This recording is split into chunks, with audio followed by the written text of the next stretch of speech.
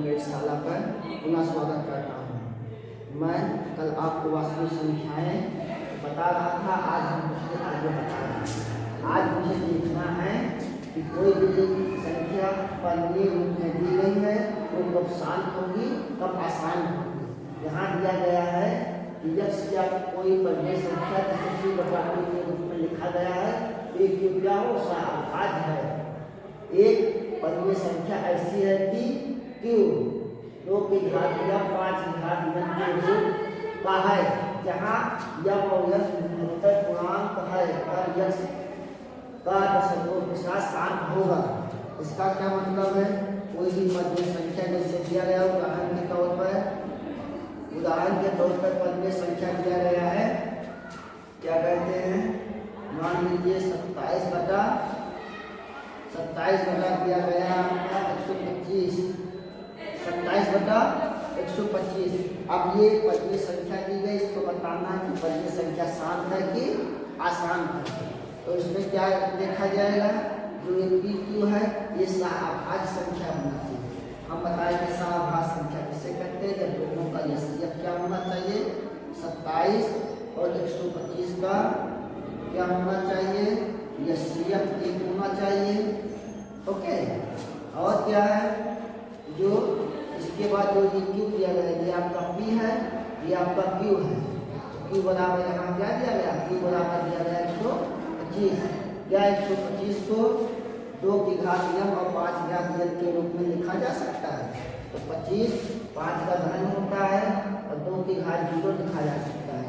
देखो जो ये है आ गया है यन और यम, ये कैसा होना चाहिए, निरंतर पूर्णांक संख्या होना चाहिए। यानी ये 0 1 2 3 4 3 और 0 ये किस प्रकार का दशमलव प्रसार है, तो ये शांत प्रकार का दशमलव प्रसार है। आया समझ में? क्योंकि क्यों इस रूप में लिखा है 2 की घात यम और 5 की घात n के रूप में। यहाँ देखो, यहाँ n बराबर है 3 और क्या है m बराबर 0, और ये दोनों संख्या क्या है, धनात्मक पूर्णांक संख्या है, इसलिए धनात्मक पूर्णांक संख्या इसलिए दिया गया। पन्ने संख्या कैसा है, शांत दशमलव के साथ शांत है। इसके बाद देखो यहाँ अशांत आवर्ती क्या होता है, यदि कोई संख्या जिसे P बटा Q के रूप में हो और PQ सहाभाज्य संख्या हो और Q को 2 की घात और m 5 की घात n के रूप में ना लिखा जा सके और यम निरंतर पूर्णांक संख्या है, तब यक्ष को दशमलव के साथ अशांत हो जाता है, दशमलव के साथ अशांत आवर्ती होता है। इसका उदाहरण देख लो, मान लीजिए दिया गया है आपका क्या 16 बटा 75, क्या दिया गया 16 बटा 75। ये क्या है, पन्ने संख्या है। ये देखना है कि शांत है या अशांत है, तो ये अशांत आवर्ती या शांत आवर्ती कब होगा, तो ये P बटा Q है, तो P बटा Q 16 का सहाभाज्य होना चाहिए। सहाभाज्य संख्या का मतलब है दोनों का यस्यक क्या होना चाहिए, 1। इसका यस्यक क्या है, 1। और क्या है, इसमें जो ये हर दिया गया है, हर Q बराबर कितना दिया गया, 75। अब 75 को 3 गुणे 5 लिखा जा सकता है, ठीक है।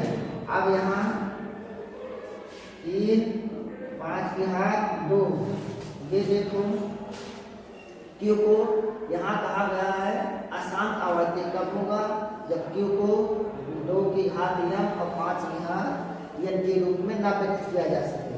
तो ये क्या है, ये 2 की घात m और 5 की घात n के रूप में नहीं है, अतः दिया गया पन्ने संख्या अशांत आवर्ती पन्ने संख्या है।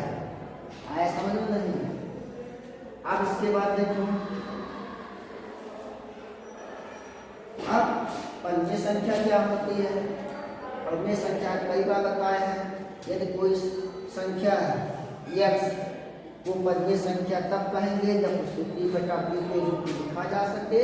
PQ क्या हो, PQ आपका पूर्णांक संख्या होना चाहिए। जैसे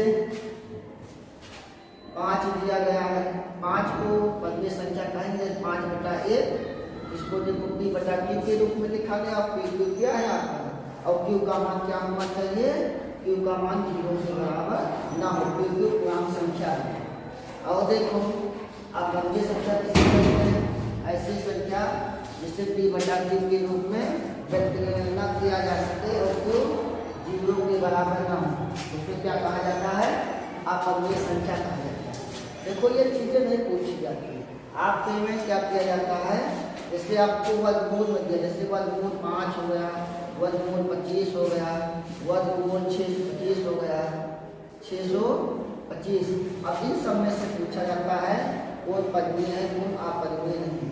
अब देखो यदि इसका वर्गमूल निकाला जाए, जैसे 5 का वर्गमूल तो निकाला जा सकता है, यदि 5 का वर्गमूल निकाला जाए और इसका 5 का वर्गमूल जैसे निकाला जाएगा तो ये क्या आएगा, ये आसान आवर्ती आएगा। क्या आएगा, आसान आवर्ती प्रसार आएगा। और 25 का वर्गमूल 5 आएगा, 625 का 25 आएगा। यानी मतलब ये तो आपका क्या है, आसान है, ये आपका आसान है, क्या है, ये आसान है, ये शांत है, ये भी क्या है, शांत है। कहने का मतलब है इसका वर्गमूल जब निकालेंगे इसका वर्गमूल तो आ ही जाएगा, मतलब आसान आवर्ती होगा। इसलिए क्या है, ये अपवर्गीय है, कर्णीय है, ये भी परिमेय है। ठीक, बहुत बहुत धन्यवाद। बाकी हम आपको कल बताएंगे।